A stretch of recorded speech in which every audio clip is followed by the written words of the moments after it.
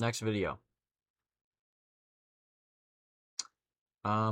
Day of the Dead bread.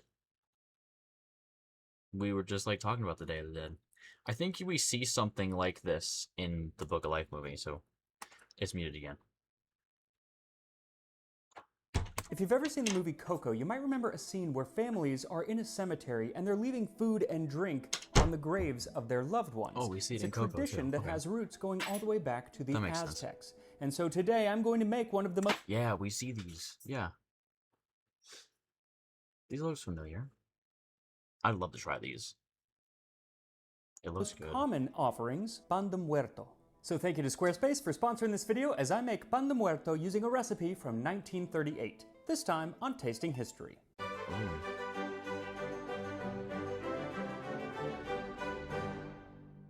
The Mexican holiday Dia de Muertos, or Day of the Dead, can actually last a few days, but usually it is observed on November 1st and 2nd and serves to honor deceased loved ones and some believe to reunite the souls of the dead with the living. There are numerous traditions associated with the holiday, but one of the most famous is the leaving of food and drink on the graves of loved ones or on the ofrenda, a sort of altar built to honor them. And I can think of no better offering than a sweetbread called pan de muerto. An estimated 30 million pieces of this bread are eaten in Mexico between October 30th crispy, and November 2nd and can vary in both recipe and shape. There are hundreds of ways to make this Bruh, these are straight up donuts.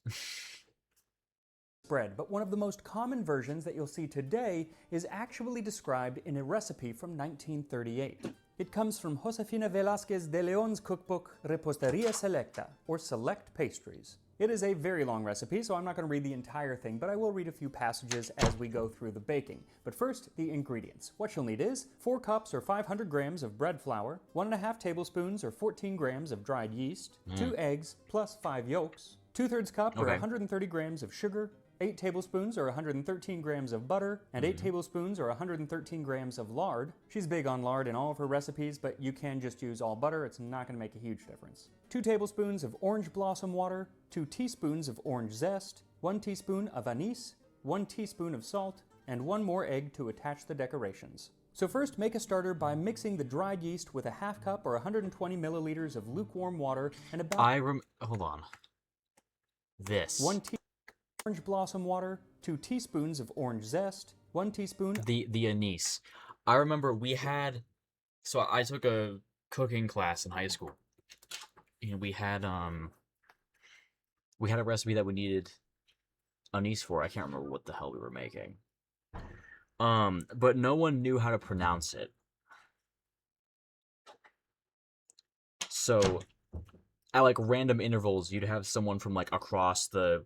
There was 4 kitchens. You'd be in like kitchen 1, and you'd have someone from across the kitchen, like someone just like screaming at you, like, "Where's the anus?" Like,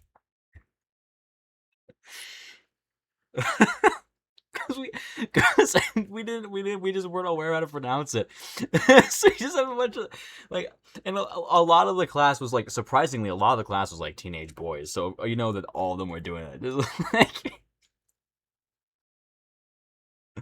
it was really funny. of anise, 1 teaspoon of salt, and 1 more egg to attach the decorations. So first, make a starter by mixing the dried yeast with a half cup or 120 milliliters of lukewarm water and about a half cup or 60 grams of the bread flour. Mix it all together, then cover it and set it aside for about 25 to 30 minutes. And while it sits, she says, to cook a teaspoon of anise grains and 6 tablespoons of water. Simmer for 2 minutes. Remove the mixture, strain it, and let it cool. So add the anise to 60 milliliters of water and set over a medium heat and bring it to a simmer for about 2 minutes. Then pour it through a sieve and let the water cool.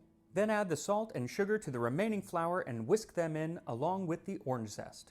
Once the starter dough has become nice and puffy, add it to the flour mixture along with the 2 eggs and the 5 yolks and the orange blossom water and the cooled anise water. Mix this either by hand or using the paddle of a stand mixer on low until all of the ingredients have come together to form a dough. Then switch to a dough hook and knead the bread for 10 to 12 minutes or until it has come together and pulls away from the sides of the bowl.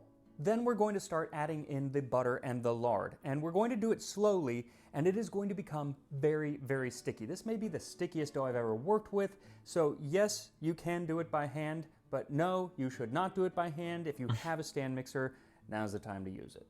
So on a low speed, add a few tablespoons of butter or lard and then let it knead in, and once it's incorporated, add a few more tablespoons and repeat until all of the butter and lard are well incorporated into really the dough. sticky. Then go back to kneading the bread on medium-high for another 10 minutes. After about 10 minutes, it should become a nice smooth dough, but it is still going to be really, really sticky, and you're going to be tempted to put some more flour into this.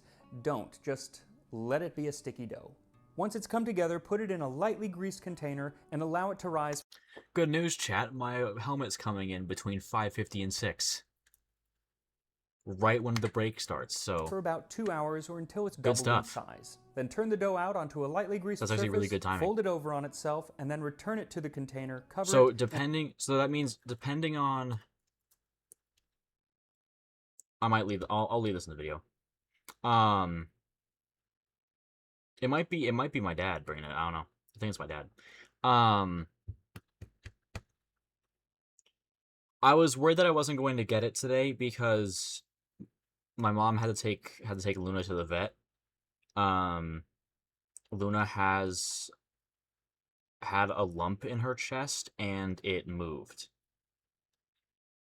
Or it changed. So we're hoping that it's not a tumor. So we had to take Luna to the vet. And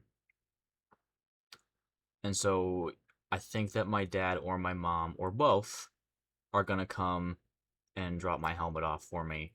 As well as some Reese's Pumpkins and my razor, because I forgot my razor home. So depending on when I get back from dinner and depending on how I feel about making the helmet on stream, we'll make it on stream. If not, then we'll just end the stream after the break. Sound good, chat? Good, because that's what we're doing anyway. You guys don't get the input at all. And let it sit overnight. Now she says to let it sit for 6 to 12 hours at room temperature, but she must have a very, very cold house because it will just go crazy if it's left at like 75 or 80 degrees. So I would put it in the refrigerator overnight and then let it raise back up to room temperature the next morning. Either way, once it's had plenty of time to rise, punch it down and turn it out onto a lightly greased surface, and you can divide it into as many pieces as you want. She's not specific. I'm doing 4 rather good-sized loaves, but you can do like 2 really big ones or 8 or 16 smaller ones. But she also says to decorate with bones and tears, which are made from the same dough, and stick with egg.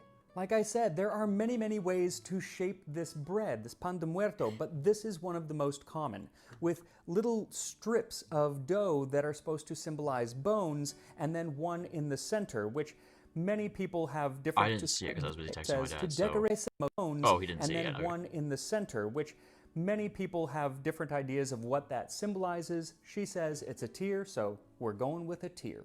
So take about 300 grams of dough and set it aside for the decoration, and then divide the rest into 4 pieces or however many loaves you want to make. Shape each piece into a ball and then press them down gently on a lined baking sheet to make them flatter on top. Then take the remaining dough and make 4 small balls or tiers, which will go on top of the bread, and roll out the remaining dough into 4 long ropes about twice the size of each of the large loaves, and divide those into 4, rolling the center of each to be a little thinner than the ends to give them the appearance of bones. And it's more just the suggestion of bones. Honestly, it's going to lose a lot of its shape in the baking anyway. I think it just looks cool. It just looks pretty. So if it doesn't exactly resemble a femur, that's okay. Then take that final egg and whisk it with a little water and brush just a bit onto each of the bones and set them in a cross on the top of the loaves. Then do the same with the tear, setting it in the center of the loaf and pushing it down firmly to make sure it stays put.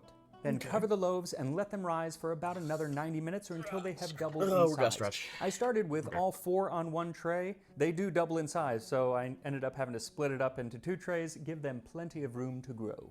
Once they've doubled in size, brush them lightly with the remaining egg and water mixture, then set the loaves in the oven at 350 degrees Fahrenheit or 175 Celsius and bake for another 20 to 25 minutes. It's obviously going to depend on how big your loaves are. Mine took about 23 minutes. And while they bake, make sure you are subscribed to Tasting History so you never miss an episode where you'll learn things like the origins of Dia de los Muertos. As with most holidays, the origins and traditions surrounding Dia de los Muertos are a medley of different traditions and celebrations that preceded it.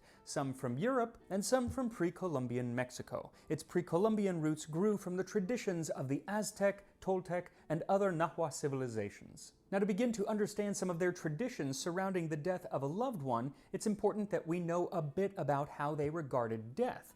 And to sum up the feelings of an entire civilization on a certain topic is not easy to do, maybe impossible to do, especially when most of their writings were destroyed. But there is a poem from Nezahualcóyotl, the 15th century pre-Columbian I'm not even. ruler of I'm just going to assume he that pronounced shows that right. The inevitability of death was not something to be feared, but rather to be accepted as another part of life. Even jade will shatter, even gold will crush, even quetzal plumes will tear. One does not live forever on this earth, only for an instant do we endure. Now, just because death was not something to be feared doesn't mean that it wasn't something to be mourned, especially when it was the death of a loved one. And the Aztecs specifically had a very specific way of mourning their dead. After someone died, they would mourn them for 4 days each year, and only for 4 days for 4 years. They would weep, of course, but it was also more of a celebration of the person's life, with singing and dancing and eating their favorite foods. It actually sounds like a very healthy way to treat the subject. During those 4 years, the loved one would make their way to the final afterlife. And once those 4 years of mourning were over, there was no more mourning for that person ever. Remembering them, yes, but mourning them, no more.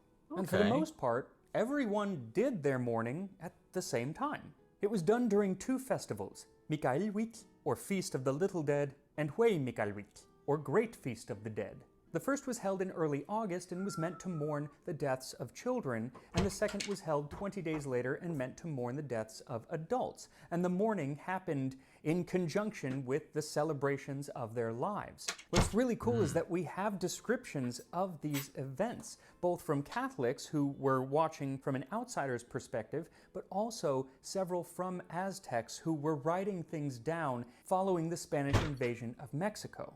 For example, Aztecs who were writing for Friar Bernardino de Sahagún wrote, 2 days before the feast there was the seeking of flowers, and when they had been gathered, when it was dawn, then they were strung together, then they were twisted, they were wound in garlands. And when this was done, all the common folk together fell to making tamales for themselves. Tamales and flower garlands still being popular today during Dia de los Muertos. The flowers today are typically marigolds, which in Nahuatl, the language of the Aztecs, were called Sempoaxochitl, which became the Spanish Cempasúchil. And they were the choicest flower offered to the god Huitzilopochtli. And after the offering, there was a massive feast with singing and dancing, and only the revered old men and the revered old women drank pulque. And he who became really drunk cried out at people or boasted of his manly deeds. Now today it's typically mezcal or tequila that makes one boastful of their manly deeds, and it's not just the old people. It applies to everyone, I think. Now that is a wonderful description of the celebration, but there are also descriptions of the more somber moments during the festival. Each year, when they celebrated the Feast of the Dead, while the priests made sacrifices, everyone, each in his own house, climbed onto the terrace roofs of their houses and, looking toward the north at night, recited great prayers to the dead, each one to his ancestors. And speaking aloud, they said, "Come quickly, for we are awaiting you." This codex, which was written by a Spaniard, also describes aspects of the second festival which seem very familiar to the modern Dia de los Muertos. During this month, they once again celebrated the Feast of the Dead, and it was bigger than the preceding one. The last 3 days of this month, all the living feasted in honor of the dead, and they went out to play in the country as a way of celebrating. During this feast, they made offerings to the dead, placing food and drinks on their tombs, which they did for 4 years, for they believed that during all this time, the souls had not yet gone to their place of rest, according to their belief. Now, in the study of religion, there is an idea called syncretism, and that is when a religion, a new religion, takes parts of an old religion and kind of brings them in to help bring people into the fold. Sometimes this is done very much on purpose, and sometimes it's just happenstance because it's human nature to keep doing the traditions that you've always been doing. But in this case of taking the food and putting it on the graves of the loved ones, at least according to the Franciscan friar Diego Duran, It was not something done by the Christians as a way to ease the transition into Christianity, but rather it was done by the Aztecs as a way to embed their practices into their new holidays of All Hallows and Day of the Faithfully Departed, November 1st and 2nd. And Friar Duran did not like that. I wish to refer to something I have seen take place on the Day of All Hallows and on the Day of the Faithful Departed. In some towns, offerings are made. When I asked why offerings were made on the Day of All Hallows, I was told that this was in honor of the children, it being an ancient custom which had survived. I inquired whether offerings were also made on the Day of the Faithful Departed, and the answer was yes, in honor of adults. I was sorry to hear these things because I saw clearly that the Feast of the Little Dead and the Feast of the Adults were still being celebrated. On the first, I saw Nothing people wrong with offering that. chocolate, candles, fowl, fruit, great quantities of seed and food. On the next day, I saw the same being done. Though this feast fell in August, I suspect that if it is an evil simulation, which I do not dare affirm, the pagan festival has been passed to the Feast of All Hallows in order to cover up the ancient ceremony. But the fact that Duran was so upset at their bringing offerings to the dead seems to be only because he made the connection between that practice and the now illegal festivals of the Aztecs, because it wasn't just the Aztecs who did it, the Spaniards did it as well. Often on All Souls Day back in Spain, it was common to leave food, candles, and flowers on the graves of deceased loved ones, and surely he's just that jealous that he practice didn't came participate. across when the Spanish came to the New World. Another thing that they brought with them was the bread itself. Now, the Aztecs had bread, but it was very different from the bread that is pan de muerto today. Typically, their bread was an unleavened loaf made with corn or amaranth and was sweetened with honey. But it was the Spanish who brought the yeasted wheat loaf that was sweetened with sugar that we know as pan de muerto today. Now, both people would often form these breads into different shapes, like the Aztec papalo tlaxcali, which was a bread formed into the shape of a butterfly. But when it comes to the more common bone-shaped decorations that we see in the bread today, that likely came from the Spanish, possibly stemming from another food eaten on All Souls Day called huesos de santos, or bones of the saints. These were and still are marzipan treats that are shaped into little bones, and they've been around for a very long time. One of the first mentions was in a 1611 cookbook by Francisco. I'm sorry I'm not like pausing and talking more about this, but I'm like actually like captivated by this. This is probably the most fascinating I've been. Martínez Motinho. Today the shape is a little less Watching literal. one It of doesn't these. look exactly like a bone, but still it's usually an elongated cylinder that is white and often filled with something resembling marrow, though usually it's some sort of locked in, sweet bro. custard made with egg yolk. And still today these are often left on the graves of deceased loved ones on All Souls Day. Now, it's impossible to say if these really were the inspiration for the bone-shaped design on Pan de Muerto today, but it's clear that the Spanish who were coming over to America had no problem shaping food like body parts and leaving it on the graves of their loved ones, so very well could be.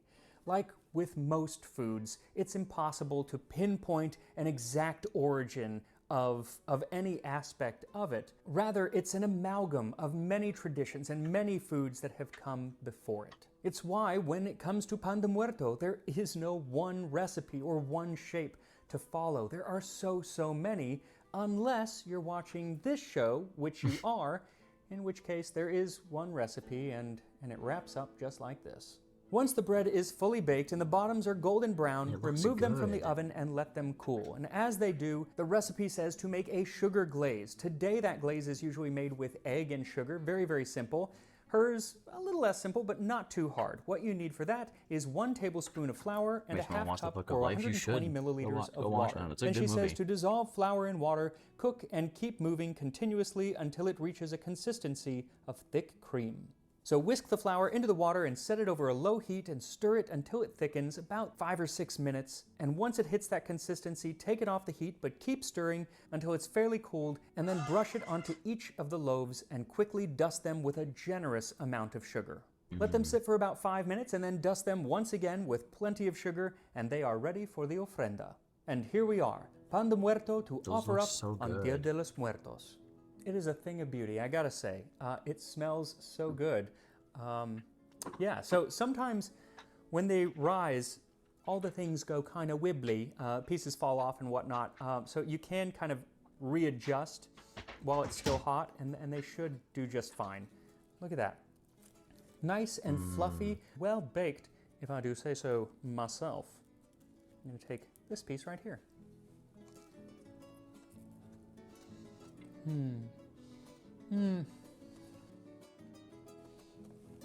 It looks really That's good. fantastic. You really get the orange. That's what really hits you. The anise is very mild, which is good because I don't love anise. And it's nice because it does combat the sugar. I mean, there's a lot of sugar on top. Okay. But it's the orange that really comes through. And it's so soft and pillowy. Kind of reminds me of the texture of a Sally Lunn bun, which I did when I first started the channel and is still one of my favorite breads that I've ever made. Yeah, you should make these. If you like bread, and who doesn't like bread? I like bread. Promise you, these are definitely worth making. A little bit of Bread. work. They got to sit overnight, but the flavor is fantastic. I'm going to put the recipe for this one down in the description because it is sort of complicated, and I'm hopefully going to have all of my recipes, or at least most of them, up on my website very, very soon. The Tasting History website, which I am working on with a little help from today's sponsor, Squarespace. Squarespace. Oh, he put the ad at the end of the video. Wait, that makes my life so much easier. I completely forgot that was there. Okay.